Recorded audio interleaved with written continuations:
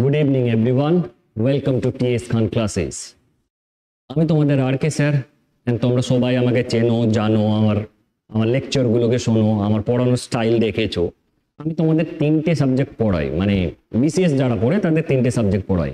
Indian polity, history BCS এর ক্ষেত্রে optional হতে পারে, নর্মাল হিস্ট্রি মানে ইন্ডিয়ান হিস্ট্রি আমাদের যেটা প্রিলিমসে লাগে, তার সাথে সাথে ইংলিশ আমি পড়াই। এবার আজকে এই ভিডিওটা শ্যুট করছি তাদের জন্য যারা স্পেশালি 2025-এর WBCS এক্সামিনেশনকে ফোকাস করে আছো, মানে যারা 2025-এর জন্য WBCS এক্সামিনেশনের জন্য ভাবছো, তাদের জন্য এই রেকর্ডিংটা আমি করছি। সবচেয়ে ইম্পর্টেন্ট যে জিনিসটা আমাদের জানতে হবে সেটা হচ্ছে কি 2025 থেকে WBCS এর আমাদের সিলেবাস চেঞ্জ হয়ে যাচ্ছে, তাই তো? এটা আমরা সবাই জানি। WBCS যেটা 2025 আছে 2025, এক্ষেত্রে আমাদের নিউ সিলেবাস আসবে।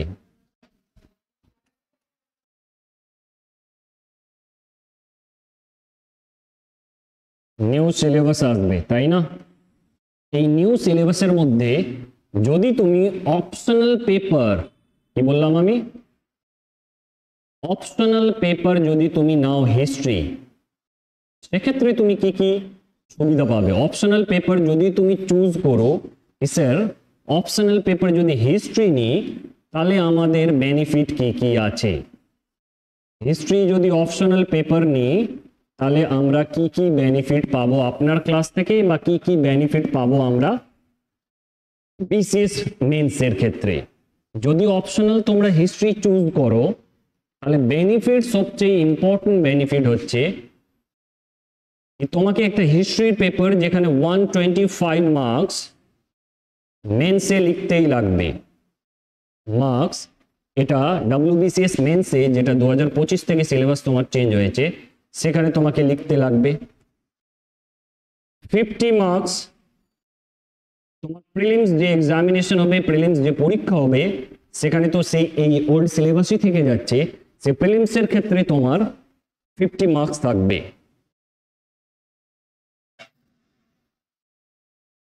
এর সাথে সাথে অপশনাল পেপার যেটা অপশনাল পেপার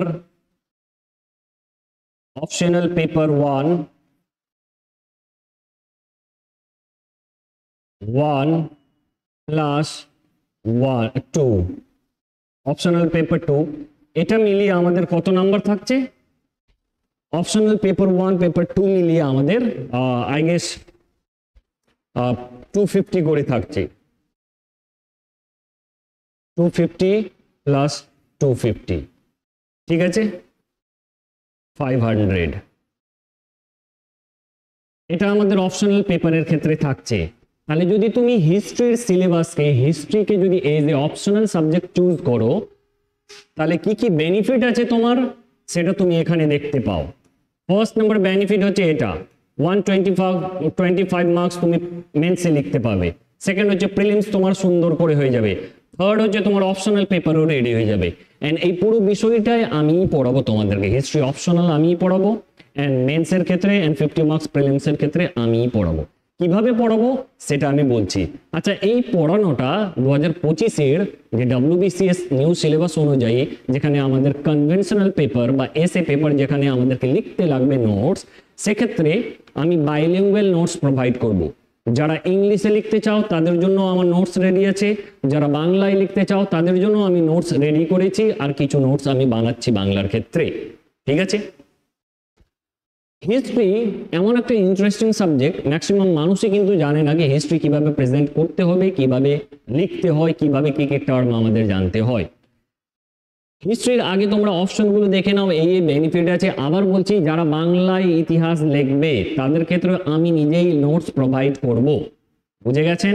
বাংলায় লেখা নোটস আমি লিখবো, আমি আপনাকে দেবো, এন্ড ইংলিশে আমি লিখবো, আমি আপনাকে দেবো। ইংলিশের ক্ষেত্রে যেহেতু আমি অপশনাল ইংলিশেই লিখছি history, rest of the subject বাংলায় লিখি, হিস্ট্রি আমি ইংলিশে অপশনাল লিখি, তাহলে আমাকে জাস্ট বাংলায় করে নিতে হবে সুন্দর করে। আমার নোটস খুবই স্ট্যান্ডার্ড আছে হিস্ট্রির ক্ষেত্রে, দেন সেটাকে আমি বাংলায় লিখবো সুন্দর করে, সেটা আমি তোমাদের প্রোভাইড করব যারা হিস্ট্রি অপশনাল নেবে।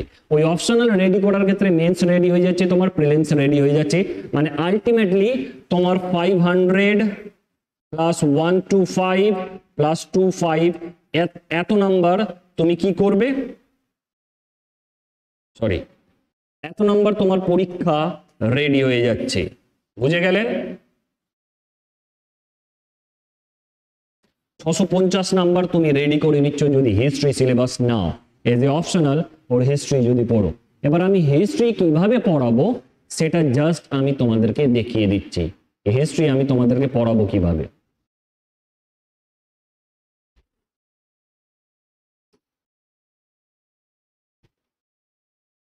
হিস্ট্রি আমি তোমাদের কিভাবে পড়াবো সেটা দেখিয়ে দিচ্ছি।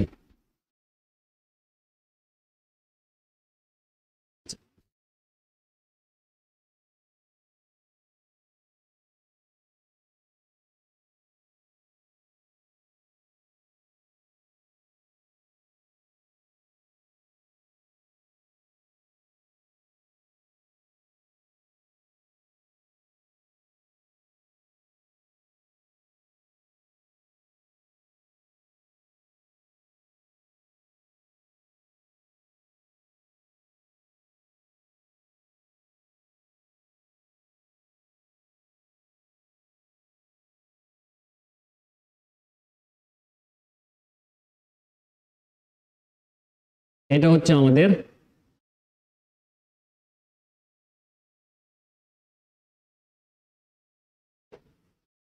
এই কোয়েশ্চেন যেটা, এটা অপশনাল পেপার 2019 এর অপশনাল পেপারে WBCS 2019 এর অপশনাল পেপারের কোয়েশ্চেন। আমি জাস্ট আজকে দেখাবো কি কিভাবে তোমরা অপশনাল নিলে তোমার বেনিফিট হবে, আমার নোটস কিভাবে লিখি, এন্ড আমার নোটস যেহেতু আমি এখন দেখাতে পারছি না, এন্ড কিভাবে আমি প্রেজেন্টেশন দিই আর কিভাবে আমি হিস্ট্রিটা ইতিহাসটাকে পড়াই। আবার বলছি আমি যে পড়াবো সেটা বাংলায়ও থাকবে ইংলিশেও থাকবে, বাইলিঙ্গুয়াল থাকবে, দুটো ল্যাঙ্গুয়েজে থাকবে। নোটসও আমি বাংলায় দেবো ইংলিশেও দেবো, যারা বাংলায় নেবে তারা বাংলায়, যারা ইংলিশে নেবে তারা ইংলিশে নেবে, কিন্তু পড়াবো পুরোটাই আমি বাংলা ইংলিশ দুটোতেই, টার্মগুলো আমি বাংলা ইংলিশ দুটোতেই বলবো, ঠিক আছে? নর্মালি আমি পড়ানোর ক্ষেত্রে এখন কি করতাম, ইংলিশে পড়াতাম বাংলায় বলতাম, কিন্তু এখন বাংলায় লিখবো, মানে বাংলায় বোর্ডে লেখা থাকবে সেটাই আমি পড়াবো। ইংলিশের ক্ষেত্রেও সেম হবে, ইংলিশেই।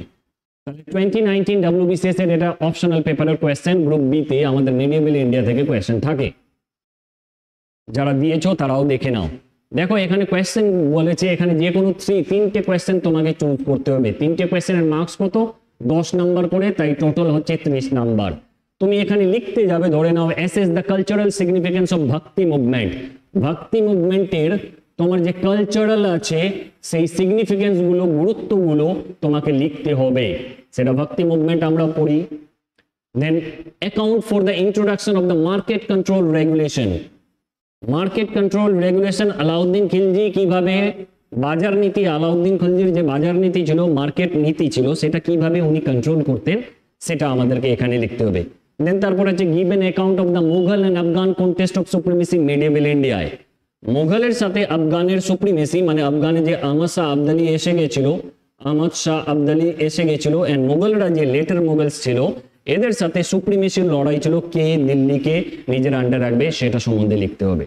ফোর্থ আছে how far was the Akbar's Rajput policy politically available. Akbar যে রাজপুত পলিসি অ্যাডপ্ট করেছিল তার মাধ্যমে আকবরের পলিটিক্যালি কিরম ভাবে পাওয়ারফুল হয়ে উঠেছিল আকবর, আর কি কি ইনফ্লুয়েন্স, সেটা আমাদেরকে এখানে লিখতে হবে। আমি এখানে জাস্ট একটা আলাউদ্দিন খিলজির মার্কেট কন্ট্রোল পলিসি বা বাজার নিয়ন্ত্রণ নীতি যেটা উনি করেছিলেন সেই নীতিটাই আমি তোমাদেরকে জাস্ট একটু দেখিয়ে দিচ্ছি কি কিভাবে আমি বোঝাই, কিভাবে ইতিহাস পড়াই, কিভাবে তোমাদেরকে পড়ানো হবে যারা ইতিহাস অপশনাল পেপার নেবে, বা যখন আমরা BCS 2025 এর কোর্স লঞ্চ করব অক্টোবর, মানে পুজোর পরে অক্টোবরের 3rd উইকে আমরা 2025 এর জন্য অ্যাডমিশন নেওয়া স্টার্ট করব। যেহেতু 1 বছরের ডিউরেশন থাকবে, ম্যাক্সিমাম 6 মাসের মধ্যে আমাদের সিলেবাস কমপ্লিট করতে হবে। সেক্ষেত্রে আমি 3টে সাবজেক্ট পড়াবো, ইন্ডিয়ান পলিটি, ইন্ডিয়ান হিস্ট্রি, মানে ইন্ডিয়ান পলিটি, হিস্ট্রি আর ইংলিশ। যেহেতু ইন্ডিয়ান পলিটি আমি পড়াবো, পলিটিক্যাল সায়েন্স আমার আগে অপশনাল ছিল, পরে গিয়ে আমি চেঞ্জ করে হিস্ট্রি অপশনাল করে নিই। বুঝে গেছেন? সেই জন্য আমার ওই দুটোতে কন্ট্রোল মোটামুটি ভালো হয়েছে, যখন পড়াবো তখন আপনারা বুঝতে পারবেন। তাহলে আমি কি বললাম, এখন এই কোয়েশ্চেনটা 2019-এর WBCS এর মধ্যে একটা কোয়েশ্চেন কিরম ভাবে লিখি বা কিরম ভাবে তোমাদেরকে পড়ানো হবে সেটা আমি তোমাদেরকে বুঝিয়ে দিচ্ছি। তার মধ্যে এই কোয়েশ্চেনটা আমি তোমাদেরকে বোঝাচ্ছি এখন কি, মার্কেট কন্ট্রোল রেগুলেশন, বাজার নিয়ন্ত্রণ নীতি, যেটা আমরা আলাউদ্দিন খিলজির পড়ে থাকি, সেটা আমি একটু বোঝাচ্ছি তোমাদেরকে কিভাবে লিখতে হবে, কি কি জিনিস লিখতে হয়। বুঝে গেছেন? চলুন তাহলে। যদি আমরা দেখি আলাউদ্দিন খিলজির market control policy, market control regulations,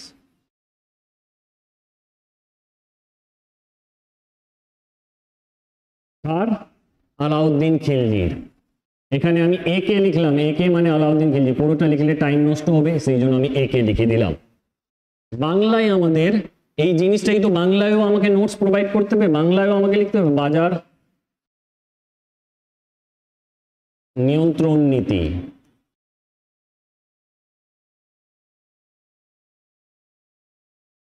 আমি নিজে কিন্তু ইংলিশে অপশনাল পেপার লিখি, যেহেতু অনেকদিন ধরে লিখে এসেছি, তার মানে এই নয় যে আমি বাংলা মিডিয়ামের না, আমি সিবিএসসি ছেলে না, আমি বাংলা মিডিয়ামেরই ছেলে, বাংলায় পড়াশোনা করেছি, কিন্তু ইংলিশ যেহেতু অপশনাল পেপার চুজ করেছিলাম, ইংলিশ না মানে হিস্ট্রি, তো সেক্ষেত্রে আমি ইংলিশেই লিখে দিয়েছি, লিখতে অসুবিধা হয়নি তাই আমি লিখে দিয়েছি। তাহলে এই বাজার নিয়ন্ত্রণ নীতি, যেটা মার্কেট কন্ট্রোল পলিসি আছে আলাউদ্দিন খিলজির, এক্ষেত্রে আপনি কিভাবে প্রেজেন্টেশন দেবেন, আগে তোমাকে মানতে হবে এই যে রেগুলেশন নীতি, যেটা নীতি বলতে পারো তুমি এটাকে, বা আইন বলতে পারো আলাউদ্দিন খিলজির, এই যে আইন বা এটাকেই আমরা কি বলি, বা রেগুলেশনস, এটাকে ইংলিশে বলে রেগুলেশনস। এই রেগুলেশনস আলাউদ্দিন খিলজির কাছে 7 টাইপসের ছিল, 7 টাইপসের ছিল আলাউদ্দিন খিলজির কাছে রেগুলেশন, বা 7 ধরনের। আপনি এখানে ইংলিশেই আমি লিখলাম এখন আপাতত 7 ধরনের বাজার নিয়ন্ত্রণ নীতি ছিল। এই নিয়ন্ত্রণ নীতিগুলো 7 ধরনের যখনই আপনি লিখবেন, দেন ফ্লো চার্টের মাধ্যমে আপনাকে দেখিয়ে দিতে হবে এক্সামিনারকে কি আপনার রেগুলেশন কি কি আছে। এক্ষেত্রে কি হবে, এক্সামিনার ইজিলি আপনাকে বুঝে নেবে কি আপনার নলেজ আছে এন্ড আপনি এই জিনিসগুলো লিখতে চাইছেন। যেমন এখানে আমি ইংলিশে লিখলাম রেগুলেশন 1, এটাকে আপনি বাংলায় লিখেন আইন 1। রেগুলেশন মানে লিখিত আইন, আইন 1, তাই না? এরম করে রেগুলেশন 2, এরম করে রেগুলেশন 3, এরম করে রেগুলেশন 4, এরম করে রেগুলেশন 5, এরম করে রেগুলেশন 6, এন্ড এখানে হবে রেগুলেশন 7। এই সবগুলোর ক্ষেত্রে তুমি আবার বাংলায় আমরা যখন লিখব আইন 2, আইন 2, এখানে আপনি করে দিন আইন 3, এখানে আপনি করে দিন আইন 4, এখানে আমি করে দিলাম আইন 5। লিখিত আইন রেগুলেশন বলা হয়, আমি আইন আপাতত করছি আপনাকে বোঝানোর জন্য, নোটসে তো সুন্দর করে লেখাই থাকবে আইন 6 এন্ড আইন 7। বুঝে গেলেন? এগুলো আপনি নীতিগুলো লিখলেন কি এতগুলো নীতি আছে, এই নীতির মাধ্যমে আলাউদ্দিন খিলজি নিজের বাজারের দরগুলোকে বাজারকে কন্ট্রোল করতেন, নিজের নিয়ন্ত্রণে রাখতেন। এটাকে বলে মার্কেট কন্ট্রোল রেগুলেশন বা মার্কেট কন্ট্রোল পলিসি, একে আলাউদ্দিন খিলজির।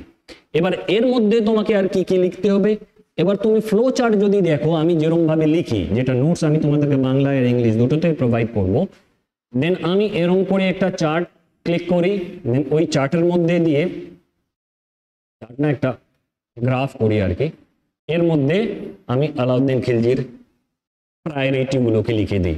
সবচেয়ে লাস্টে এতে থাকবে, সবচেয়ে নিচের দিকে থাকে কি আইন, বা এটাই হচ্ছে রেগুলেশনস।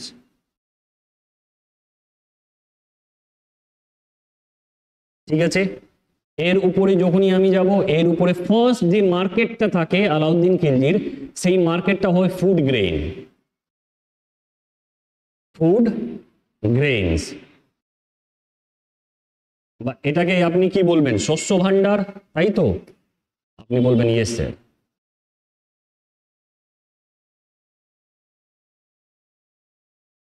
শস্য ভান্ডার, ফুড গ্রেনসকেই শস্য ভান্ডার বলা হয়। এর উপরে যে মার্কেটটা থাকবে, এর উপরে যে মার্কেটটা থাকবে সেটা থাকবে ক্লোথ, এটাকে আপনি কি বলবেন, কাপড়। আপনি বলবেন স্যার এটা হচ্ছে কাপড়ের বাজার, তাই না? ফোর্থ নাম্বার যেটা থাকবে, এই সরি ফোর্থ নাম্বারে সবচেয়ে লাস্টে যেটা থাকবে আমাদের, সেটা হচ্ছে কি, সেটা হচ্ছে হর্সেস, স্লেভস এন্ড ক্যাটেল। এটাকেই আপনি কি লিখবেন বাংলায়? আমরা যদি বাংলায় লিখতে যাই, বাংলায় আমরা লিখবো কি, ঘোড়ার বাজার, তার সাথে দাসদের, দাস, আর হচ্ছে ক্যাটেল, মানে গরু প্লাস যা যা আছে ক্যাটেলের মধ্যে সবগুলো, এগুলো বাজার। 1 নম্বর দিলাম আমি 2, 3 and 4। তাহলে বাজার রেগুলেশন আইনের মাধ্যমে এই বাজারকে নিয়ন্ত্রণ করতো, এর উপর এটা থাকতো, এর উপর এটা থাকতো। এই তিনটে বাজারকে নিয়ন্ত্রণ করার জন্য উনি আইন করেছিলেন। কোন আইনগুলো করেছিলেন? এই যে আপনি এখানে দিয়েছিলেন, আইন 1, আইন 2, আইন 3, আইন 4, আইন 5, আইন 6, আইন 7, 7টা আইন ছিল। এই 7টা আইনের মাধ্যমে আলাউদ্দিন খিলজি তখন নিজের বাজার নিয়ন্ত্রণ করতেন বা মার্কেট কন্ট্রোল করে থাকতেন। টপ মোস্টে আপনি এটা দিয়ে দিলেন, দেন এক্সামিনার যখনই দেখলো কি আপনার এই নাম্বার আছে, দেন আপনার প্রতি এক্সামিনার বুঝে যাবে কি আপনি সুন্দর করে লিখেছেন বা সুন্দর নলেজ আছে, দেন এক্সামিনার আপনাকে হিউজ অ্যামাউন্টে নাম্বার দেবে। এবার এক একটা করে ফুড গ্রেনসকে উনি কিভাবে কন্ট্রোল করতেন। ফুড গ্রেনস বাজারকে এখানে আমি লিখলাম গ্রেন মার্কেট, ফুড গ্রেন না লিখে ডিরেক্টলি আমি লিখছি গ্রেন মার্কেট, গ্রেন মার্কেট। এই গ্রেন মার্কেটকে আমরা লিখব শস্য ভান্ডারের যে বাজার থাকে, শস্য ভান্ডারের যে বাজার, সেটাকে আমরা কিভাবে লিখব,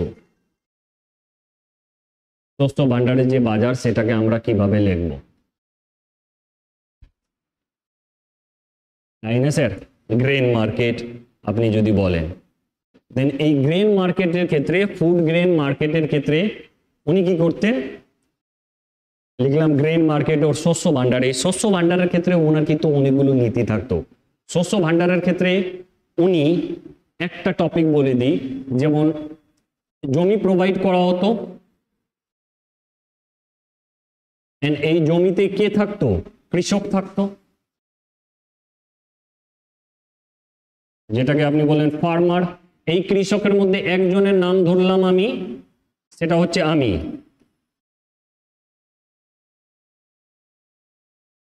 আমি হচ্ছে কৃষক, ওকে। দেন এই আমি কৃষক,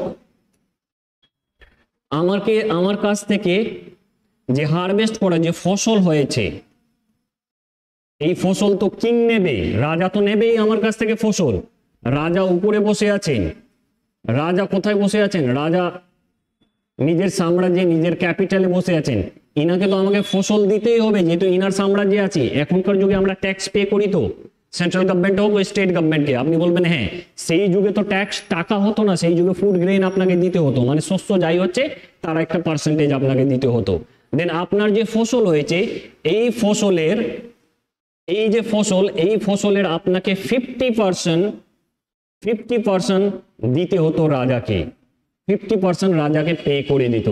এই 50% কে কালেক্ট করতো? এই ফসলটা কালেক্ট করতো, এর জন্য আধিকারিক বসে থাকতেন, তাকে বলা হয় আমিল ওর বাঞ্জারা। এদের দায়িত্বই হতো আপনার কাছে এসে আপনার ফসলের, আপনার যত ফসল হয়েছে সেই ফসলের 50% আপনার কাছ থেকে নিয়ে নিত। ধরে নিন 100 কেজি হয়েছে আপনার কাছে, 1 কুইন্টাল হয়েছে, 50 কেজি আপনার কাছ থেকে নিয়ে নেবে। এটা নিয়ে নেবে কে? আমিল বা বাঞ্জারা। এটাকেই আমরা বাংলায় আমিলি লিখবো এন্ড বাংলায় বাঞ্জারাই লিখবো, বাঞ্জারা। ইনাদের দায়িত্ব, ইনাদের কাজই হতো এই ফসলটাকে নিয়ে রাজার কাছে পৌঁছে দেওয়া। রাজার কাছে কিভাবে পৌঁছাবে এরা? রাজার পৌঁছানোর একটা নিয়ম আছে। একটা নিয়ম তো নেই, নিয়ম বলা ভুল, একটা ওয়ে আছে। এই নিচে থাকতো আমিল বা বাঞ্জারা, আমি লিখলাম না। আমিলের উপরে থাকতো আমল গুজার, আমল আমল গুজার।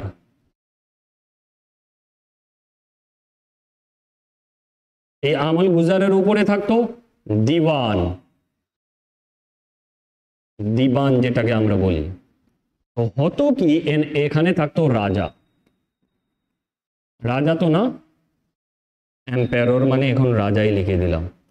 তাহলে প্রসেস কি? আমিল যেই কালেক্ট করলো, কালেক্ট করে এখানে পাঠিয়ে দেবে, আমল গুজারকে দিয়ে দেবে, আমল গুজার নিজেরটা রেখে দেন দিওয়ানকে দিয়ে দেবে, দিওয়ান নিজের অংশ রেখে রেস্ট অফ দা এখানে রাজাকে দিয়ে দেবে। রাজা এটাকে নিজের যে গলা আছে সেই গলার মধ্যে সঞ্চয় করে রাখবে। এটা হচ্ছে প্রসেস। তাহলে নিচের লেভেলে কি আছে? আমিল ওর বাঞ্জারা। এই আমিলরাই কৃষকদের কাছ থেকে এই ফসলটা নিয়ে রাজাকে দিয়ে দিত। এবার এই কৃষকদের কাছে যে 50 কেজি ফসল আছে, এখানে দুটো ভাগে এই 50 কেজি ভাগ হতো। 25 কেজি শস্য, যাই শস্য আছে, ধরে নিন গম হয়েছে, ধরে নিন এই শস্যটা হচ্ছে গম। তাহলে এই 25 কেজি শস্য, এই যে 25 কেজি আছে, এটা এটা এই কৃষকরাই বিক্রি করে যে টাকা আসতো, যে টাকাটা আসতো, সেই টাকাটা একে এরা আমিল গুজারকে দিয়ে দিত। এই আমিল গুজার সেই টাকাটা রাজাকে পে করতো। আর এই যে 25 কেজি আছে, এই 25 কেজি যে গমটা হয়েছে, এই গমটা আবার আমিল গুজারকে দিয়ে দিত। তাহলে এই 25 কেজি চলে যেত রাজার কাছে, আর এই 25 কেজির যে টাকা, সমতুল্য যে টাকা হয়েছে, এই টাকাও চলে যেত রাজার কাছে। শর্ত হচ্ছে, আপনার যদি এখানে যে কৃষক আছে রেহান, রেহানের যদি 100 কেজি ফসল হয়, ফসল কি গম যদি হয়, তাহলে 50 কেজি রেহানের কাছে থাকবে, 50 কেজি পাঠিয়ে দেওয়া হবে রাজার কাছে। রাজা নিজের একজন অধ্যক্ষ রেখেছেন, রাজা নিজের কর্মচারী রেখেছেন, সেটা হচ্ছে আমিল। আমিল এখানে এই কৃষকের কাছে, রেহানের কাছে এসে বলবে আপনাকে 50 কেজি দিতে লাগবে। 50 কেজির মধ্যে 25 কেজি আপনি বিক্রি করে আমাকে টাকা দিয়ে দিন, এন্ড 25 কেজি ফসল দিয়ে দিন। ফসলও চলে যাবে এন্ড টাকাও চলে যাবে। তাহলে টাকা ফসল দুটোই রাজার কাছে এসে গেল। এটা হচ্ছে গ্রেন মার্কেটের নিয়ম। এরকম ভাবেই ও গ্রেন মার্কেট বা শস্য ভান্ডারের শস্যগুলোকে নিজের কাছে সঞ্চয় করে রাখতো। সঞ্চয় করে এই জন্য রাখতো, যখনই ফেমাইন হতো, যখনই দুর্ভিক্ষ হতো, এই সঞ্চয় এই জিনিসগুলো তো নিজের সাম্রাজ্যে বিতরণ করতো, নিজের সাম্রাজ্যে দিয়ে দিত। এটা হচ্ছে গ্রেন মার্কেট, বুঝলেন? এখানে দেখলাম গ্রেন মার্কেট আমাদের ডান। এবার চলুন ক্লোথ মার্কেটের ক্ষেত্রে উনি কিভাবে মেনটেন করতেন। ক্লোথ মার্কেট যদি আপনি পড়েন, এই ক্লোথ মার্কেট কিভাবে মেনটেন করতেন, কাপড়ের মার্কেটটা, ক্লোথ মার্কেট और কাপড় মার্কেট, কাপড়ের বাজার,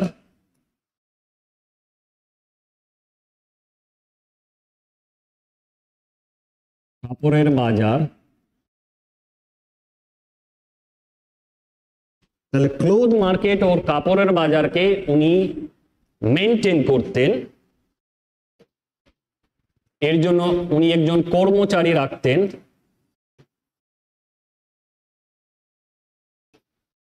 বা সার্ভেন্ট। সার্ভেন্ট ছেড়ে দিন, কর্মচারী লেখেন। কর্মচারী যিনাকে রাখতেন,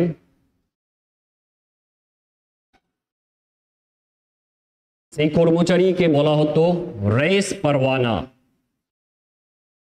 রেস পারওয়ানা, এই কর্মচারীর এই পোস্টের নাম ছিল কি নাম? রেস পারওয়ানা। বাংলায় এটাকে আপনি বাংলায়ও বাংলা এই নামটাই লিখতে হবে, রাইস পারওয়ানা। বাংলায় তো এরকম ভাবে আমরা প্রনাউন্সিয়েশন করব, রাইস পারওয়ানা। এই রাইস পারওয়ানার কাজ হতো কি, যতগুলো ট্রেডার আছে, যতগুলো মার্চেন্ট আছে, এই মার্চেন্টগুলোকে লাইসেন্স দেয়া।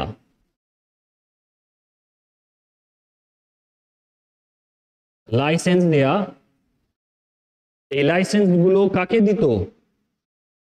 মার্চেন্ট গুলোকে।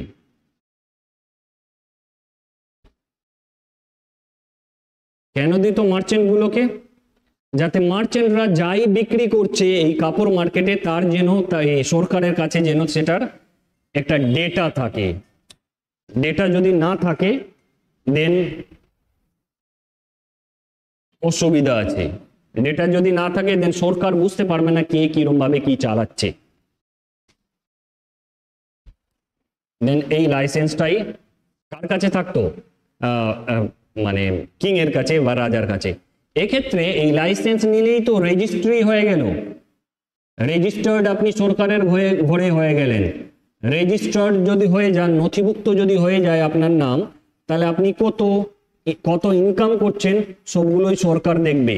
দেন তার মাধ্যমেই কিন্তু আমাদের সুবিধা হবে। বুঝে গেছে? তার মাধ্যমে আমাদের কি হবে? আমাদের ইজিলি আমরা এই জিনিসটাকে সরকার এই জিনিসটাকে হ্যান্ডেল করতে পারবে, কত কি টাকা বা কত কি হয়ে যাচ্ছে, কোথায় কি যাচ্ছে। এর মাধ্যমে হতো কি, নোবেল ম্যান যারা আছে ওই নোবেল ম্যান গুলোকে সঙ্গে সঙ্গে উনি হ্যান্ডেল করতেন। নোবেল ম্যান গুলো যদি হিউজ অ্যামাউন্টে টাকা পেয়ে গেছে, কত টাকা ইনকাম করছে, সেই জিনিসটাকে হ্যান্ডেল করার জন্য এই রেজিস্ট্রেশনের সিস্টেমটা এনেছিলেন। এই ক্লোথ মার্কেটের জন্য এই সময় ক্লোথ মার্কেটের জন্য মুলতান বা সিন্ধ প্রদেশে যেটা পাকিস্তান আছে সেই জায়গায় ব্যবসা করার জন্য এখানকার মানুষগুলো যেত। ঠিক আছে স্যার? তাহলে আমাদের ক্লোথ মার্কেট ডান হয়ে গেছে। ক্লোথ মার্কেট ডান হয়ে যাওয়ার পর দেন আমাদের আছে কি, ক্লোথ মার্কেট ডান হয়ে যাওয়ার পর আমাদের আছে এবার হর্স মার্কেট, ঘোড়ার বাজার। Horse's, slaves and cattle. এটাই আপনি বাংলায় লিখে নিন। বাংলায় আমি এক ঘোড়া আর দাসের বাজার।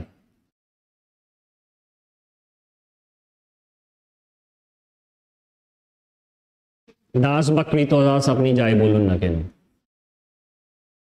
এদের এটা হচ্ছে বাজার। এই বাজারের ক্ষেত্রে, ঘোড়ার ক্ষেত্রে দুটো জিনিস আমাদেরকে মনে রাখতে হবে। এই যে ঘোড়া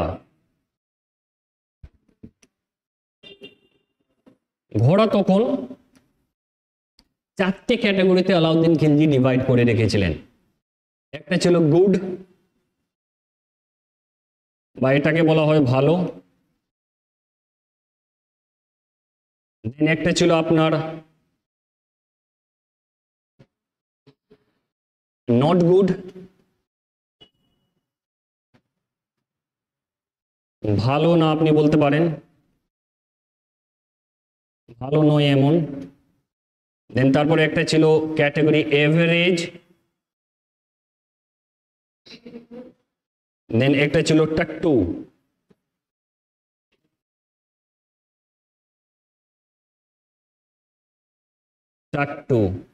এই চারটে ক্যাটাগরিতে ঘোড়া থাকতো। ভালো ঘোড়া সেই নেওয়া হতো যে যখনই ওই যুগে তো এয়ারপ্লেন ছিল না, বা আপনি জেটের মাধ্যমে, নেভেল শিপের মাধ্যমে যুদ্ধ তো করতেন না। আপনি কি করতেন? ঘোড়ায় বসে তরবারি নিয়ে যুদ্ধ করতেন।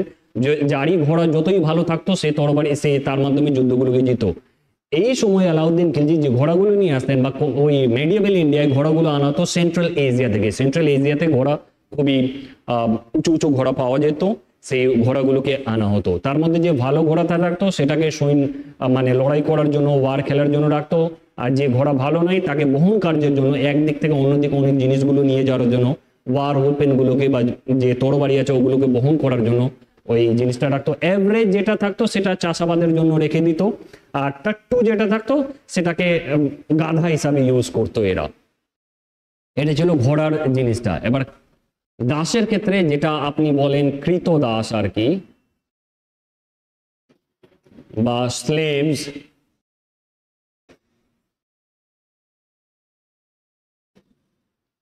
কৃতদাস বা স্লেভস যেটা বলেন, সেই কৃতদাস বা স্লেভদের ক্ষেত্রে এখানে দুটো ক্যাটাগরি ছিল।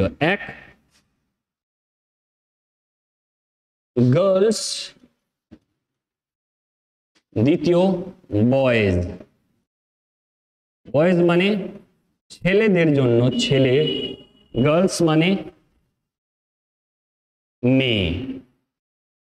এবার হতো কি জিনিসটা এখন দেখে নিন, আপনারা বুঝে নিন।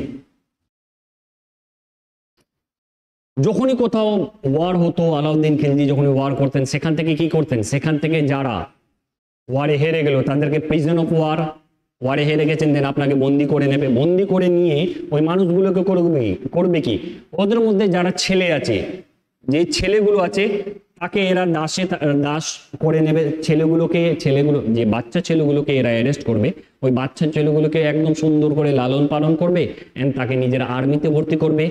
যে মিডল এজের ছেলেগুলো থাকবে তাদেরকে চাষাবাদের জন্য ইউজ করে নেবে। আর যে ওয়েল বিল্ট আছে এখন, মানে যখন ওয়ার হয়েছে তখন তাকেও সৈন্য সামন্তে রাখবে। মেয়েদের ক্ষেত্রে হতো যে ছোটগুলো মেয়ে আছে সেই মেয়েগুলোকে হয়তো এনারা প্রস্টিটিউশনের জন্য, বেশ্যাবৃত্তির জন্য ইউজ করতেন। যারা সুন্দরী মেয়ে আছে সেই সুন্দরী মেয়েদেরকে এরা কি করতো, প্রফেশনাল কনকিউবাইন হিসাবে রাখতো। দেন আর ছোট যে মেয়েগুলো আছে সেই ছোট মেয়েগুলোকে সুন্দর করে লালন পালন করে ওকে ইদার স্লেভ মার্কেটে বিক্রি করে দিত, নাহলে নিজের কাজে আসতো। এখানে যে ফোর্থ ক্যাটাগরিতে যে মিডল এজ মানে মধ্যবয়সী যে ছেলেগুলো থাকতো, মধ্যবয়সী ছেলেগুলোর পুরুষাঙ্গ কেটে তাকে হারেমের মধ্যে যেখানে প্রিন্সেস গুলো থাকতেন সেখানে ওদেরকে গার্ড হিসাবে রেখে দেওয়া হতো। এই পলিসিগুলোই আলাউদ্দিন খিলজির আমাদের মেন্স পরীক্ষায় লিখতে লাগে। নোটসের মাধ্যমে থাকবে, কিন্তু এই ফ্লো চার্টগুলো আমি নিজের পরীক্ষায় এরকম করেই লিখি। বুঝে গেলেন?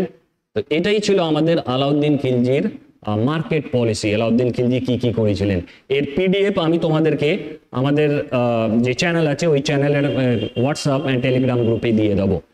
এটা আবার বলছি, যারা যদি হিস্ট্রি অপশনাল নাও, হিস্ট্রি অপশনাল আমি পড়াবো, আমার নিজস্ব নোটস আছে ইংলিশে, ওটাই আমি বাংলায় লিখবো।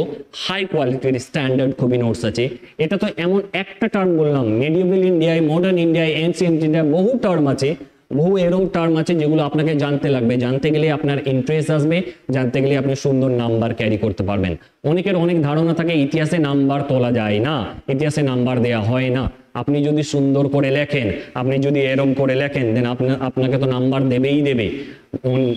অনেক এমনও আছে বিসিএস এক্সিকিউটিভ অফিসার যারা ভিডিও হয়েছেন, ওনাদের মধ্যে অনেকে আছে বাংলা অপশনাল নিয়েছেন।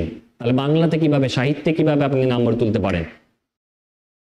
আপনার ব্যাপারটা হচ্ছে আপনি যে অপশনাল পেপারটা নিচ্ছেন, ওই অপশনাল পেপারের প্রতি আপনার যদি ভালোবাসা থাকে, অপশনাল পেপার যদি সুন্দর করে আপনি উপস্থাপন করতে পারেন, প্রেজেন্টেশন দিতে পারেন, সুন্দর যদি নোটস থাকে, তাহলে হিউজ অ্যামাউন্টে আপনার নাম্বার আসতে বাধ্য, সেই যেই অপশনাল পেপার থাকুক না কেন।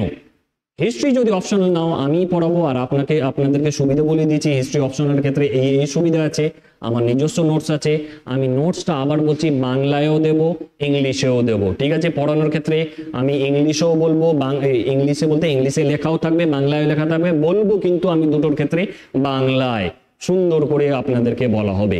এটাই ছিল আমার কোয়েশ্চেন, দেখিয়ে দিলাম প্রিভিয়াস ইয়ারে। এটাই ছিল আমার ছোট্ট একটা উপস্থাপন কি আমি কিভাবে আপনাদেরকে পড়াবো, কি আমি আপনাদেরকে শেখাতে চলেছি। এই ছিল আমাদের আজকের মূল আলোচ্য বিষয়। সবাই ভালো থাকবে, সুস্থ থাকবে, হাসতে থাকবে। কমেন্ট সেকশনে তোমাদের ভিউজ গুলো দেবে কিরকম তোমাদেরকে লাগলো। এন্ড যদি ভর্তি হতে চাও তাহলে আমরা অক্টোবর শেষের দিকে আমাদের 2025-এর প্রোগ্রামটা স্টার্ট করে দেবো, তাতে ভর্তি নিতে পারো।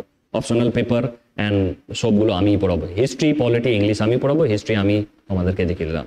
হিস্ট্রি যে কোয়েশ্চেন দেখালাম সেটা 2019-এর বিসিএস মেন্সের প্রিলিমসের কোয়েশ্চেন, এই বিসিএস মেন্সের অপশনাল কোয়েশ্চেন। ঠিক আছে? সবাই ভালো থাকো, সুস্থ থাকো, হাসতে থাকো। Have a good night.